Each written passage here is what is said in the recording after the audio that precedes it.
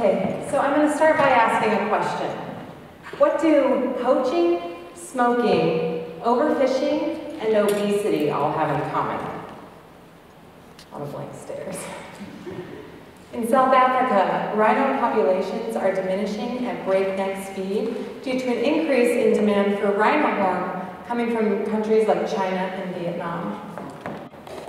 In Japan, a single bluefin tuna sold for $1.76 million, signifying a decrease in bluefin populations from overfishing.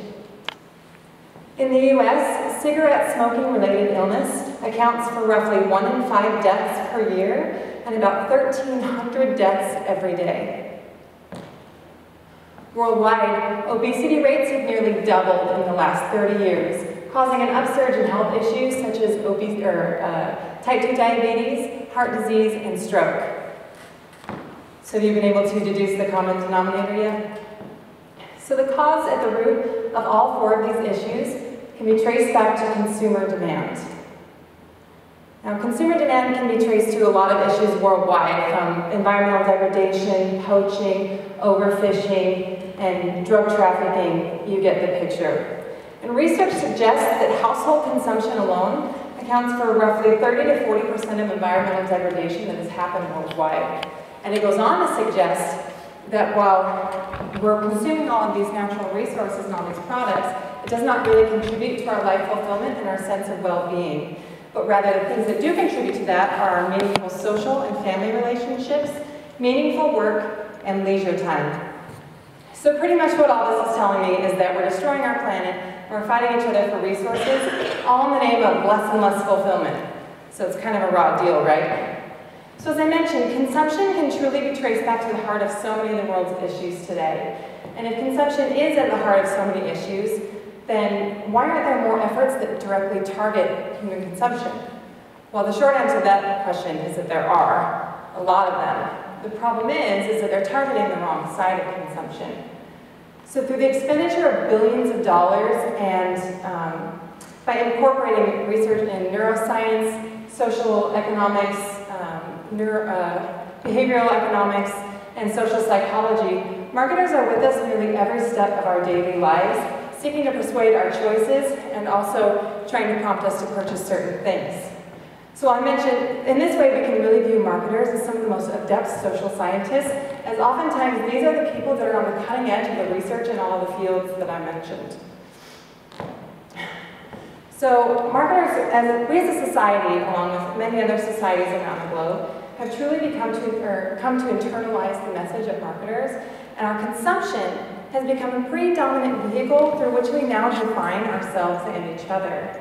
Yet if marketers and advertisers have been so successful at helping us to define ourselves and each other, I was left wondering, so what does the opposite side of that coin look like? So worldwide, there are millions of groups, for-profit, non-profit, governmental groups, that are seeking to prompt behavior change regarding a number of social and environmental issues. And so how do these groups move beyond bringing about awareness of their issues to truly creating lasting behavioral change, especially when the behaviors that they are advocating are in opposition to the behaviors advocated by marketers?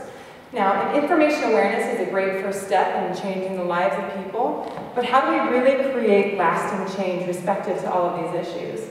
Well, the answer to that question could come in a concept called demarketing. What smoking, poaching, obesity, overfishing, and a number of causes worldwide could really use is a large-scale demarketing effort. Now, simply defined, demarketing is the process of reducing demand for a product.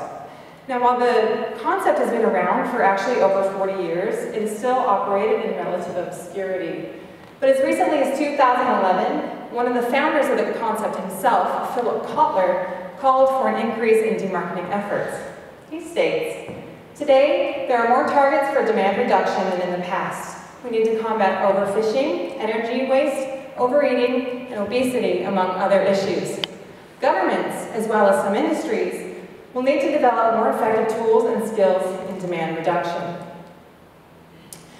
But the problem is that consumptive behavior is a pretty tricky thing to target, right? Because at its very core, the act of consumption is necessary for our survival.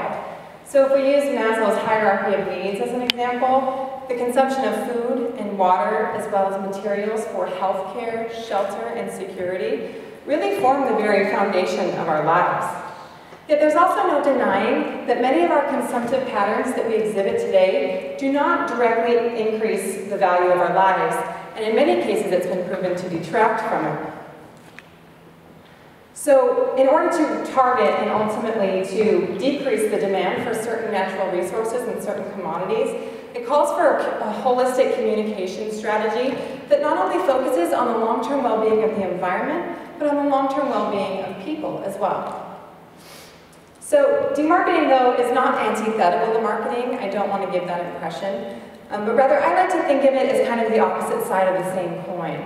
So if it's the job of marketing and advertising professionals to cast their products in the greatest possible light, demarketing can actually provide a way to shed light on the shadows that are cast by the consumption of those resources.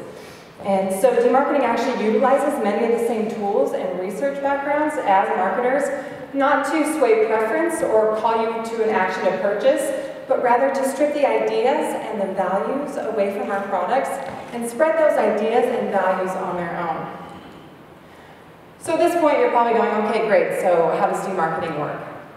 Well, I think the best way to demonstrate how demarketing works is to visit one of the main tenets of marketing, which is the 4 Ps. And I caught wind that the 4 Ps made their television debut on an episode of Mad Men recently. I don't watch it, but those of you who've seen it are going to be way ahead of us. So the 4 Ps obviously stand for product, price, place, and promotion. And in order to fully understand the 4 Ps, let's revisit the characters that were introduced earlier. So rather than simply being a commodity, products are often symbols for the values and ideas that come from underneath them. So while admittedly a black market good, rhino horn is promoted by users and providers alike as something of a panacea. So while it's been scientifically proven to really be no more effective than chewing on your fingernails, users of rhino horn really believe that it can cure a wide spectrum of health issues, from anything from hangovers all the way up to cancer. And so in this way, rhino horn is not simply a commodity, but is a symbol of hope for those seeking health and vitality. So by really getting at the root motivations and the root values that underlie rhino horn, demarketers can apply those values and ideas to provide alternative products and ideas that help those users meet those needs while also decreasing the need to hunt and kill this critically endangered species. Price. So you can be sure that the amount of money that you ever spend on anything, be it a service or a product, is never an arbitrary number. Price has actually been described by Forbes as marketing's most delicate P, because it simultaneously can serve as the most important aspect of a product to a customer and one of the most powerful rhetorical elements of a marketing effort. So what do I mean by that? So for example, if a product is priced too low in comparison to other products of its type, this kind of came up in the textbook presentation from earlier. If a product is priced too low, it may signify to a potential customer that it's low in quality. But if it's priced too high, it could cause a business to lose a potential customer to a competitor. So finding that sweet spot, that perfect price that a person is willing to pay for a commodity or a service is really a delicate matter, especially because there are often also factors that are really beyond the marketer's control that they're dealing with. However, while the monetary price can serve as a powerful rhetorical element for a marketing effort, the societal and individual cost of consuming certain products can be equally as powerful rhetorically. So this bluefin tuna was slapped with a $1.76 million price tag. And that fact alone, that price, really signifies 2 contradictory ideas. The first one is that it's obviously demonstrating the wealth of the person who purchased it, right? Because anyone who slaps $1.76 million down on a single fish has a little bit of disposable income to play with.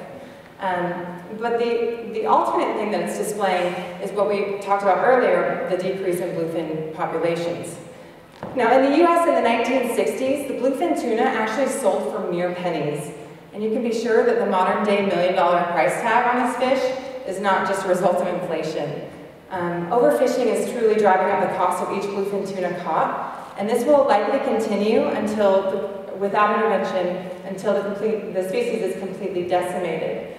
So by really emphasizing the societal cost and the individual cost, like we saw in the energy presentation, by emphasizing that and by de-emphasizing any prestige or positive attributes that are linked to the commodity's price, we can begin to strip the price's symbolic power. Promotion. So while demarketing has operated in relative obscurity for the past 40 years, one of the most visible and successful demarketing campaigns to date has been the Over 40-year campaign to reduce cigarette smoking. So the anti-smoking campaign has really utilized a blend of promotional tools, and I bet I'd be hard-pressed to find a single one of you that hasn't seen one of those anti-smoking ads in some capacity or another. But they've utilized a blend of tools to really combat the messages that are coming from the tobacco companies. Now, the marketers of the tobacco companies are really trying to shed their product in the best possible light in order to create a positive response in their customers. But demarketers have actually used those same tools to challenge those marketing claims and create a social stigma around the act of smoking that has led to the steady decrease in smoking behaviors.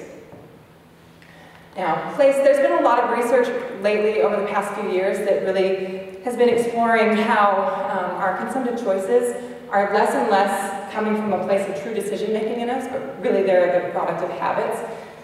So this research goes on to show how environmental triggers or cues can be used to create and further perpetuate habitual action. I think junk food marketing is one of the best demonstrations of this because it's no surprise that fast food restaurants and other junk food as well are located with such frequency, and they're located in the places where we're making the decisions to consume those products. So how many of you cannot leave the grocery store without snagging a candy bar by the check stand? No, I'm one of them. It's okay. You can admit it, especially if they're Swedish fish. But there's a reason that they call those commodities right by the cash register impulse buys, because we've already exhausted all of our decision-making power on the hour so that we've spent shopping, and we're more likely to make whimsical and habitual actions that are less in our best interests. So if demarketers can really arm themselves with information about how places can trigger our consumptive habits, they can not only combat those habits, but they can also use that information to perpetuate their own messages. Now, the 4 Ps can be applied kind of holistically to an issue of growing local concern, which is Utah's worsening air quality. So by prominently identifying and displaying the products that are contributing to the issue, and by prominently identifying the price that has on us as individuals and us as a society, marketers can use a variety of techniques, or advocates can use a variety of techniques to really get those messages into the minds of people when they are making decisions about those types of actions. Now, the idea of demarketing will largely apply to those social advocates that are seeking behavior change. But those of you who do not work in such capacity might be wondering, okay, great, so what does this have to do with me? There's a takeaway from the idea of demarketing that really applies to us as individuals. If consumption is truly at the root of so many of the world's issues today, then we as consumers have the power to create lasting change on those issues. Even the very idea of the consumer was something that was artificially created. Ideas of necessity and fashion were introduced into society, not only in the commercial sector, but in our financial and educational systems as well. So, if that's true, and in fact, even the very reference to us as consumers is a relatively new phenomenon, as we used to be referred to predominantly as citizens. I want you to think on that point for a second. We used to be referred to predominantly as citizens in public and economic discourse, and now we are referred to predominantly as consumers. It's a pretty disempowering pact, right? So we can really internalize this idea of demarketing and take it in at an individual level by thinking of ourselves again as citizens and taking a more active and critical role in our metabolization of marketing efforts. Our purchases make a very, very loud statement to businesses, to our economy, and to each other.